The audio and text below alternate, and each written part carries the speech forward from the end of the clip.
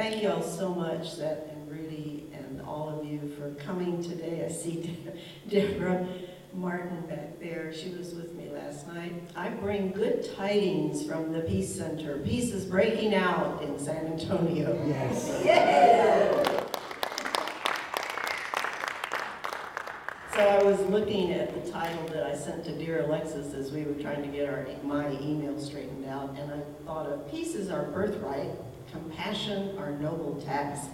That sounds pretty lofty for two people who were known as the Lucy and Ethel of peacemaking, Ann Helmke and myself in San Antonio. We didn't know what we were doing 27 years ago. We just knew that we had to do something for future generations. And so the Peace Center started in 1995. Actually, it got kicked off with the Gang Peace Summit in 1994 and had done that Gang Peace Summit when there were so many drive-by shootings in San Antonio. If you lived in San Antonio in 94, you remember it was a mess. And it brought 7 peace truces in neighborhoods, and it was kind of the backstory of how the Peace Center got started.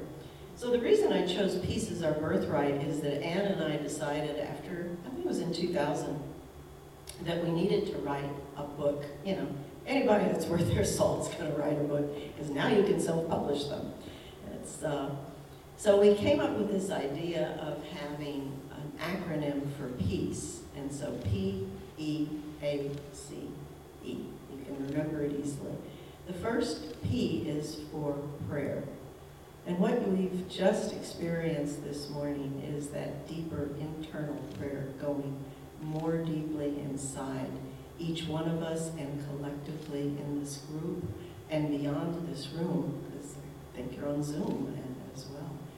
And so that prayer, that first one, is where we felt the Peace Center needed to start. And so our 2-hour weekly meetings that we have had for 27 years, the first half of it, the first hour or so, is dedicated to some kind of prayer, some kind of reflection, some kind of finding out what's the spiritual ground that we're standing on. Where are we coming from? What's important to us? What is God? What is that small, still voice inside each one of us prompting us to do in the world? And so we started with prayer, and then E is education. Learn about conflict, learn about mediation, learn about nonviolence, learn about those things that could help us move from where we are and how we act in the world to a place more peaceful. And although I'd like to think that it is an easy step to do that, we thought, well, you know, we'll bring peace to the world 27 years ago. And holding on to that dream sometimes is very tenuous. And you need to find at least one other person who's going to hold that dream with you. Whenever we go to talk at different places, some of who agreed with us, some of who didn't, some of the places didn't, we always went out 2 by 2. You know, in Scripture, the disciples were sent out not 1 by 1, but 2 by 2, so that if one person kind of gets knocked off their pins, at least you know there's one person out there, one other person out there who doesn't think you're a complete idiot. Because, you know, we went to some pretty crazy places early on.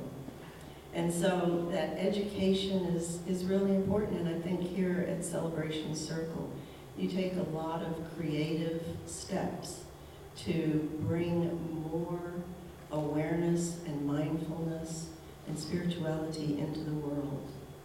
I think of your altars every year. Those are brilliant. I mean, that burst onto the San Antonio scene. It's brilliant. So the next one is act. And I want to give you this word because we love to study the etymology of words at the Peace Center. And the word act is part of the word courage. And so in Latin it's cor and agio. So it's heart and act. It's acting from your heart. It's not just going out there acting. It's back to prayer. It's what's the really deep place that I can act from my heart. And here's how it goes sometimes with me. My heart is telling me, say it, do it, say it, do it. And my head is saying, are you crazy? They're going to think I'm a complete idiot. There's this battle. It has been said that the farthest distance in the world is from our heads to our hearts. And so strengthening and listening to and giving voice to that heart place inside of us is acting with courage, acting from our heart. One of the things I realize as I'm an elder is that in our society we have so many distractions. There's so many ways to distract ourselves. So much out there that's going on all the time, everywhere, all around us. We can't sometimes get traction with that holy place inside of ourselves. It's kind of like, yeah, when I have time, I'll listen to you. But meanwhile, I have to this, that, the other. And I think that prioritizing a time every day or all day, I believe it was St. Paul, I'm not a scripture expert, but who said, pray unceasingly. What does that mean? I mean, how do you do that? But if it comes from here, if it flows from here, then it is part of every little thing that you say, every little thing that you do. So that's the A, P-E-A. And C, we got it right here. C is connect. It's community. It's bringing together parts of San Antonio that we can sometimes get kind of trapped in our silos, Christians over here. I loved it that you have such welcoming and interfaith ways of stating the obvious. We are all in this boat. It's not just us against whoever. It is all of us are in this boat. So connecting, learning about other faith traditions, knowing other people, and just the humanity of how we all have those same dreams of peace and that same way of being in the world. And so all of those first four, pray, educate, act, connect, with enthusiasm. And that word is from the Greek, meaning entheos, and it's within God. It's being in God and allowing God to come through us out into the world. That's what animates us. That's what makes it exciting and not a chore to do. So, there's laughter, there's joy, there's sorrow, there's tears, but if it comes from within and spills out over into the world, the authenticity is not missed. So, I am happy to bring good tidings, I told you. Just as you find yourself in a new worship space today, you were worshiping in another part of this building, and now here you are. The Peace Center is going, or is already in college. We are, let me tell you the backstory of this. Right before COVID started, we were having our weekly meeting at the Rock House at Oblate School of Theology, where we meet, and a professor from St. Philip's College, he's the head of the philosophy department, came in, and he's been with us for 3 or 4 years at least. And bright guy, head of the philosophy department. He used to be at St. Mary's. He's been at St. Philip's for a long time now. Has always been active in peace and justice issues. And so Andy walked in and he looked around the room. He said, I love you guys. You're just the best. I come on Wednesdays every week just to laugh and be with you and, you know, share plans for how can we make peace better. He said, but you're getting old. And I looked around and I thought, yep, everybody here's on Medicare. Absolutely. He said, I think that the Peace Center needs to move and needs to have new blood, young people. And you know, we were kind of intrigued, hadn't occurred to us. I mean, it had occurred to us over the years, trying to figure out how can you continue this, you know, ad infinitum on a volunteer basis. It's hard. People would be with us for a year or 2 years or something, but then eventually, you know, they'd move on to other things. And so his plan for us was there's a Peace and Conflict Studies program at Northwest Vista College. And I'm not even sure that Andy knew this. Everybody knows this now. In 2006, the president of Northwest Vista, Jackie Clonch, was very interested in peace and justice issues. So she asked a young woman by the name of Migdalia Garcia to arrange some peace and justice trainings and for the faculty, for some of the faculty members and some of the administration. And so Susan Ives and Ann and myself went and did some trainings at Northwest Vista. And after we did these trainings, they started a Peace and Conflict Studies program at Northwest Vista, I think around 2008 or 9. Took a couple of years to get it going. So now, if you're a student at Northwest Vista and you are majoring in chemistry, you can get an emphasis on peace and justice, peace and conflict studies with your associate's degree. So students who are, you know, whatever your major is, music, whatever your major is, you can take, I think it's 4 courses on peace and conflict studies. Is that great? I mean, is that phenomenal? And they're not on Medicare. They are under 20 years old. And they're desperate to learn, how can we make this world a more peaceful world? Because P.S., this is the world they're inheriting. And so we were, you know, all excited about that. And then COVID came. And the whole thing was kind of put on the back burner. And I am happy to report it got taken up again in the spring of this year. And Alamo College District, the Chancellor, Mike Flores, is very excited, as is Deborah Martin, his right-hand woman. I may have upscaled her job description just a bit, but she works for ACD. Very excited and would like for the Peace Center to be under the umbrella of the Alamo College District. And so, you know, that means that it can be at St. Philip's, it can be at Palo Alto, it can be at SAC, it can be at Northeast Lakeview, as well as Northwest Vista.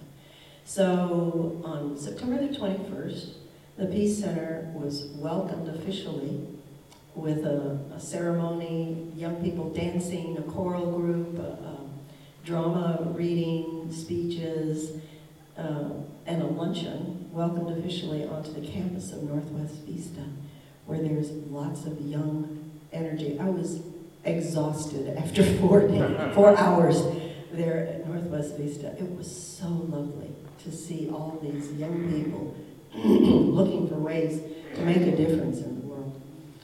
And so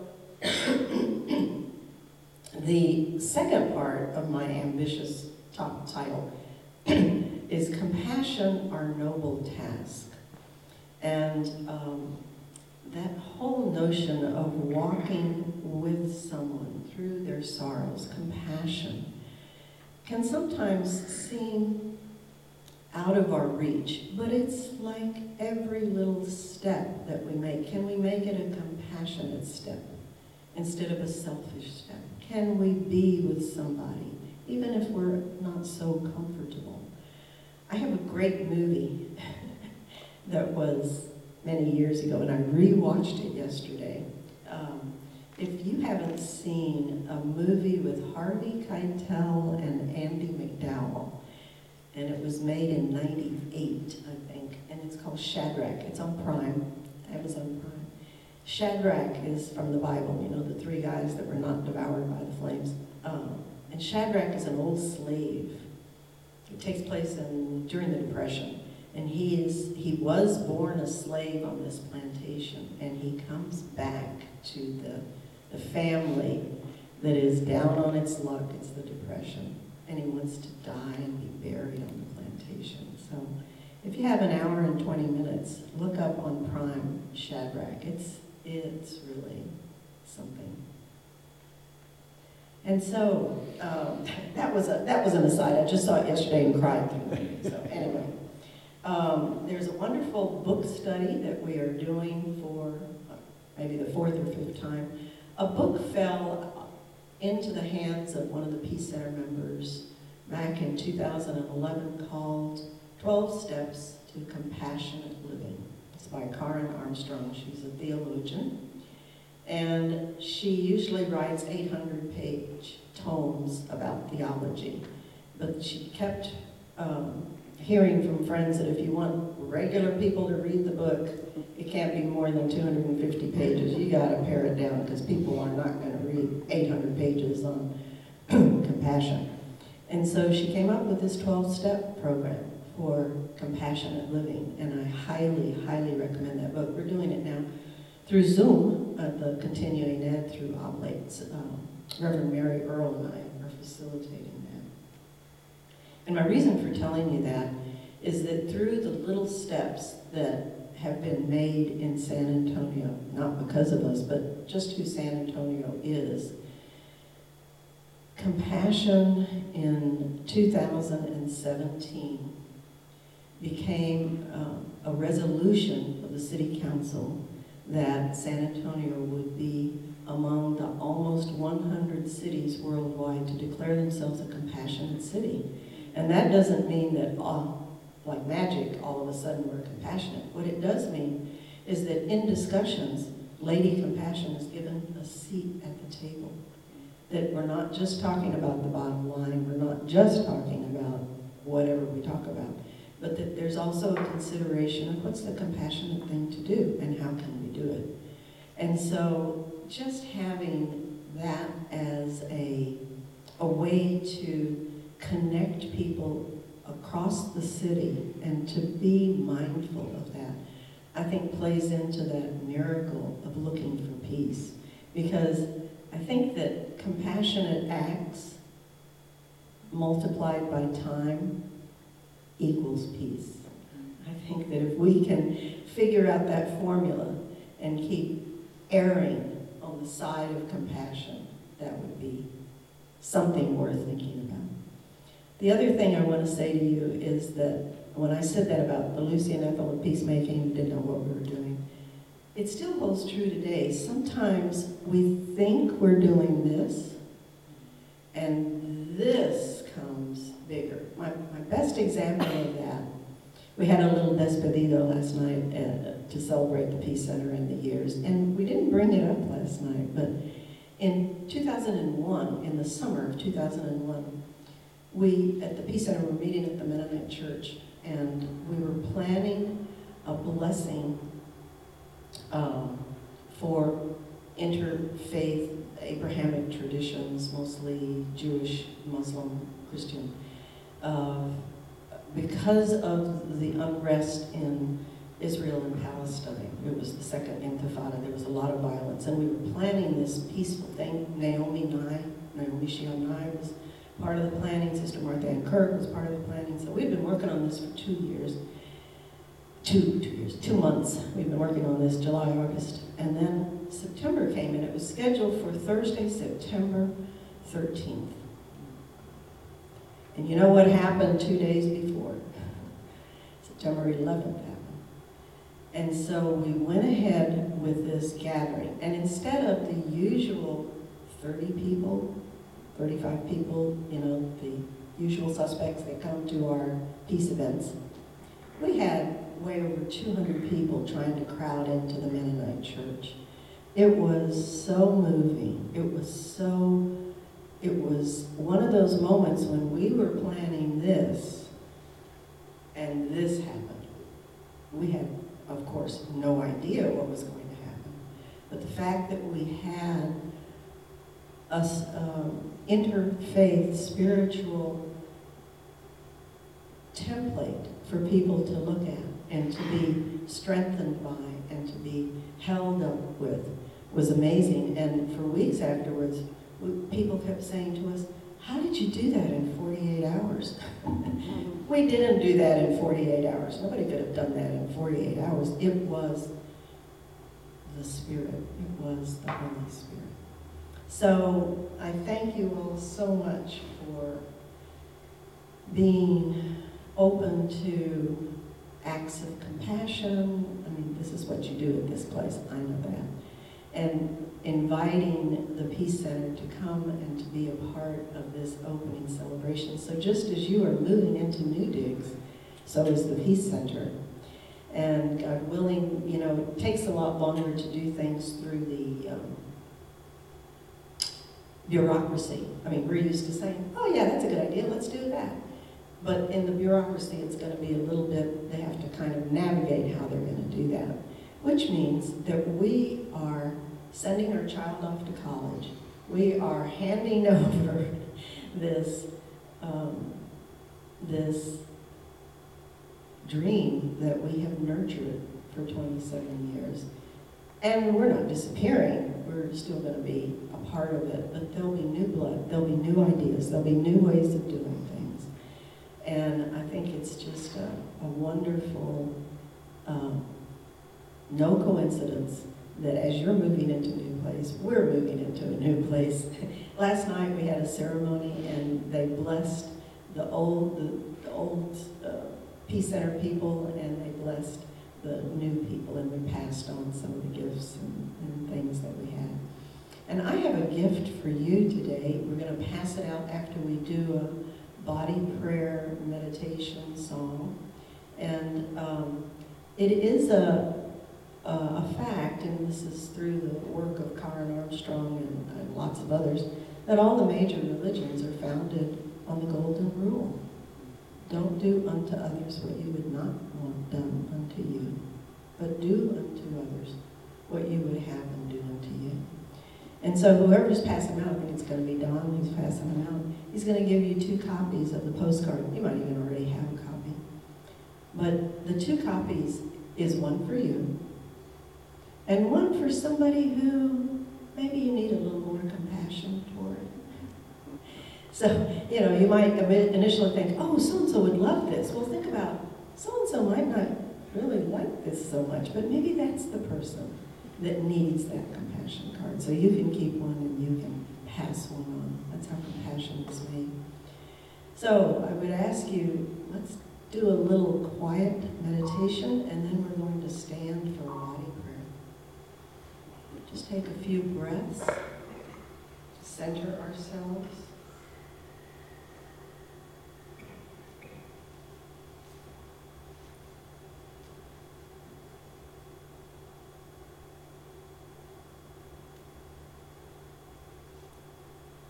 Allowing what has been spoken and what has been heard to settle in deeply into the marrow of our soul.